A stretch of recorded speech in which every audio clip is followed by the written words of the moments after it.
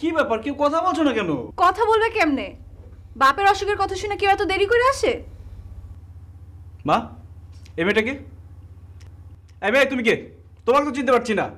তুমি আমাদের ফ্যামিলির ব্যাটার কথা বলছো কেন? বেরিয়ে যাও। না, ও যাবে না, ওইখানেই থাকবে। দরকার হলে তুমি বাইরে চলে যাও। বাবা, তোমার না হার্ট অ্যাটাক হয়েছে? হ্যাঁ হ্যাঁ। তুমি তাহলে সুস্থ? হ্যাঁ, এখন আমি সুস্থ, খুব সুস্থ। তাহলে আমাকে এভাবে টাকার মানেটা কি? বহুত বড় মানে, বহুত বড় মানে। শোনো, এসব কথা পরে হবে। আমার কিচ্ছু হয় না, আমি সম্পূর্ণ সুস্থ আছি।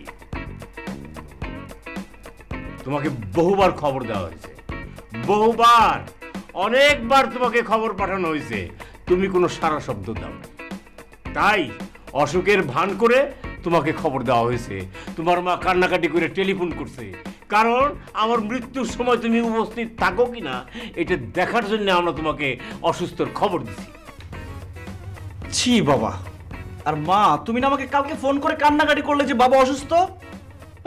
তোমরা আমার বিশ্বাসটা এভাবে ভেঙে দিলে। আমি আর কখন আসবো না, আমি যাচ্ছি। দাঁড়াও, আর একটা পাও বাইরে ফেলবো না, তাহলে তোমার একদিন কি আমার একদিন।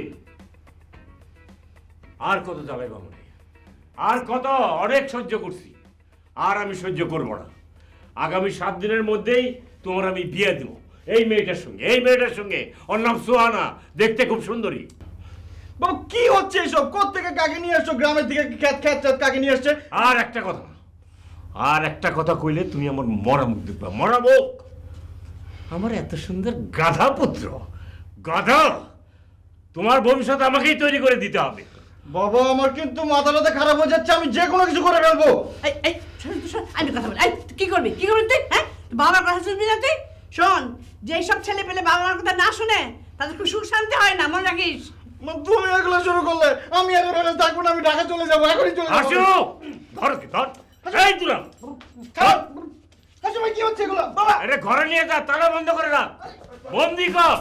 আরে ঝাপড়ে ঝাপড়ি করছে, ও ডাক্তারি পড়ে। আরে আরে তুমি কাঁদতেছো কেন? আমি চাই। আরে কই যাবা? বিয়ে তো তোমার সঙ্গেই হবে। তুমি কাঁদো না মা, কাঁদো না, কাঁদো না, তুমি ওকে বুঝাও। আরে আমি মুখ দিয়ে যে কথা বের করি সেটা 100% সত্যি হয়, ভয় পেও না। আমি তোমার আশা, বুঝতে পারছো না?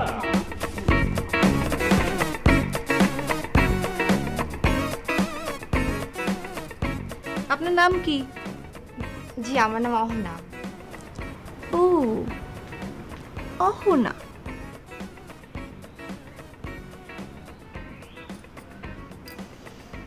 সুজনের লগে আপনার সম্পর্ক কি?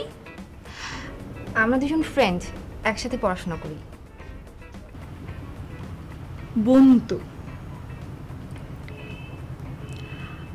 আপনার বাবা মা, আত্মীয় স্বজন, গার্জিয়ান কেউ নাই? আমি বুঝতে পারলাম না আপনি আমাকে কেন এই কোশ্চেন করছেন। ও, বুঝতে পারতেছেন না? না, আপনি একা একা একটা মেয়ে আপনার বন্ধুর সাথে এত দূর চলে এলেন, আপনার পরিবারের মানুষজন অনুমতি দিল আপনারে? দেখেন, এটা আমার পার্সোনাল ব্যাপার, আপনি এটা নিয়ে কোশ্চেন করছেন কেন? সুজন কোথায়, ওকে ডাকেন। ওনার সাথে তো আপনার আর দেখা হবে না, আপনি আসতে পারেন এখন, যান। কি সব যাতা বলছেন? আচ্ছা দেখেন, আমি একটা মেয়ে এত দূর এসেছি, আবার একা একা ঢাকায় যাব? আর শোনেন, আমি আর সুজন কিন্তু এখানে থাকতে আসিনি। আমি জেনেছি যে সুজনের আব্বু একটু অসুস্থ, আমরা ওনাকে নিয়ে ঢাকায় যাব ওনার ট্রিটমেন্ট করাতে। ভুল করছেন আপনি, এটাই তো ভুল করছেন। আপনার সাথে তো সুজনের আর দেখা হইব না। এই মেয়ে, তুমি কে? হ্যাঁ, এভাবে কথা বলতেছো কেন?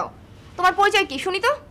আমি কে মানে? আমি সুহানা, সুজনের স্ত্রী, মানে হবু স্ত্রী। বুঝেছি, তোমার সাথে কথা বলে কোনো লাভ নেই। সুজন, সুজন, দেখো মেয়ে, তুমি আমাকে অনেকক্ষণ ধরে জানাচ্ছ, আর একটা কথা বলবো না তুমি আমার সাথে। সুহানা, তুমি ওকে নিয়ে আমার ঘরে আসো তো। এই মেয়ে শোনো, তুমি এত জোরে সুজন সুজন করে আমার ছেলেকে ডাকবে না, বুঝতে পেরেছো? আসো। দেখছিলেন কে ছিল? সুজনের মা। সালামও তো দিলেন না, বেয়াদব কোথাকার। আসেন।